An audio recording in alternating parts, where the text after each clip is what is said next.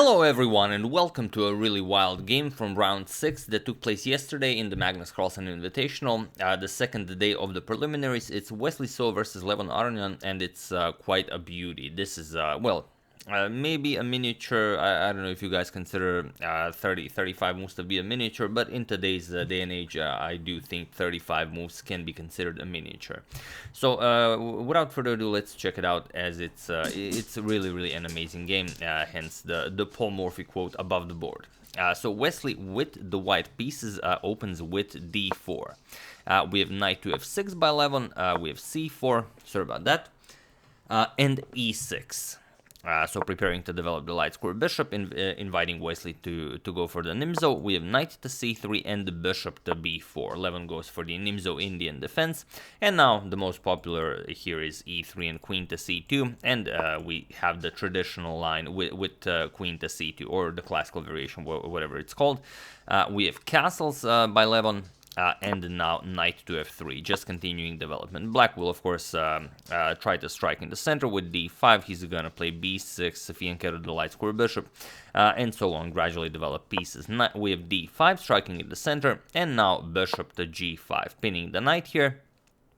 And Levon immediately goes after the bishop. We have h6, bishop to h4, and now d captures on c4. We have e4, grabbing more space in the center, and now it seems like black could put more pressure on this pawn, and you don't want to meet e5 here, so g5. The most common move here is c5, but Levon goes into the most aggressive variation with the g5. So okay, bishop has to move. We have bishop to g3, and now b5, defending that pawn here on c4, and if you can do this, then it's great for you. If you can't, then it's not going to be so great. And here there is one game where a4 was played trying to challenge this setup black created on the queen side, but here we have e5 instead, and it is already as of move 10 that we have a completely new game.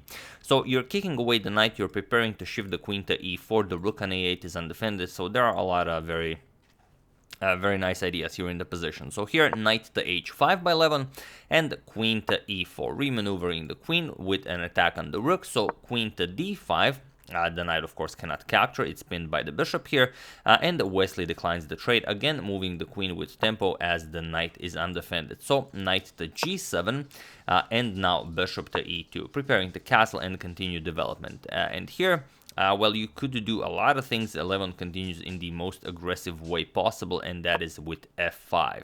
And f5 really is an impressive move, because it seems like the queen has almost no squares, and if you go to h3, then just g4 will come with a double attack on the queen and the knight. And in fact, it's not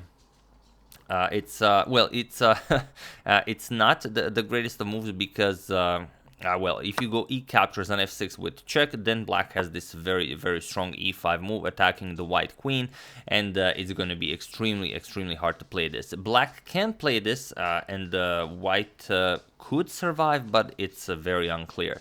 For example, you could try knight to d2. Now the knight is threatening to capture the black queen, but now you just play bishop captures on c3. And white's queen is still hanging. Now you're going to go bishop to f3, attack the black queen.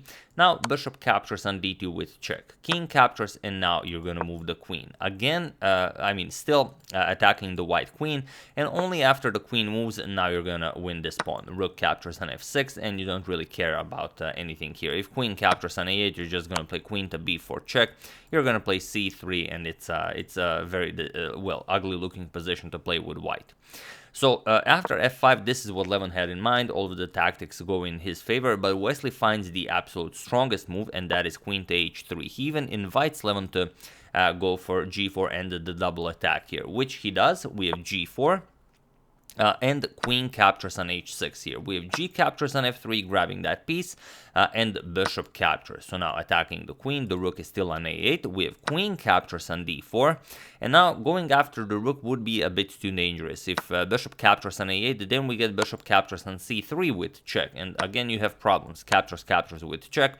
The rook is under attack, so you have to block with king to e2. Now the rooks are defending each other, but now f4 cutting off the queen's reach to go back to help out with the defense, and there's just not all that much white can do here. It's just a very ugly position to play. So instead, after queen captures on d4, Wesley just castles, and he says, I'm now ready to continue my attack. The rook is still under attack, so c6, Levon defends it, and now rook 8 to d1, pushing back the black queen.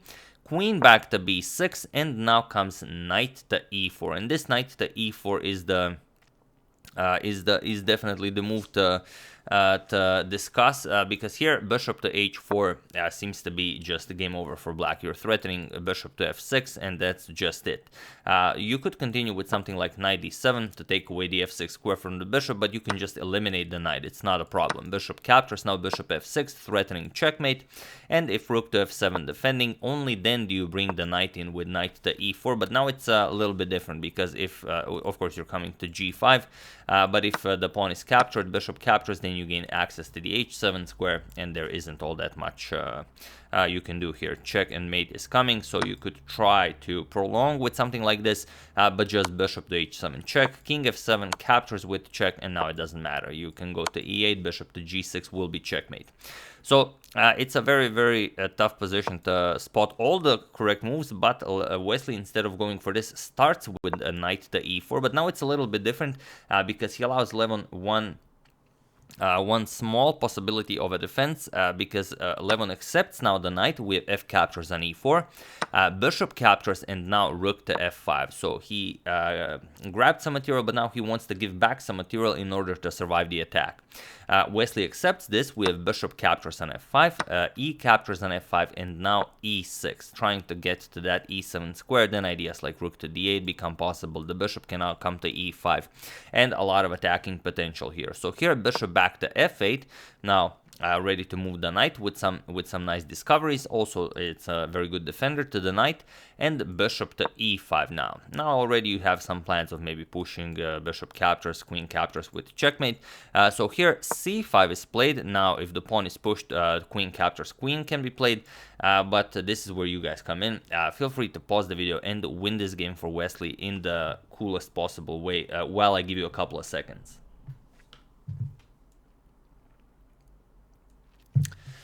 So for those of you who were able to do it, congratulations on doing exactly what I told you can't do. And for those of you who just want to enjoy the show, it's bishop captures on g7, bishop captures, and now e7. You offer the queen, black can capture it with the queen and the bishop, but it's only a temporary queen sacrifice, because if the queen is accepted, then just e8 queen, and there's not all that much you can do. King to h7, you're going to play queen captures on c8, and yes, black does have a knight and the bishop for a rook, but there's no way to develop, and it's just a very ugly position. Those rooks are now coming into the game, and it's going to be very scary for black. This is completely winning for white.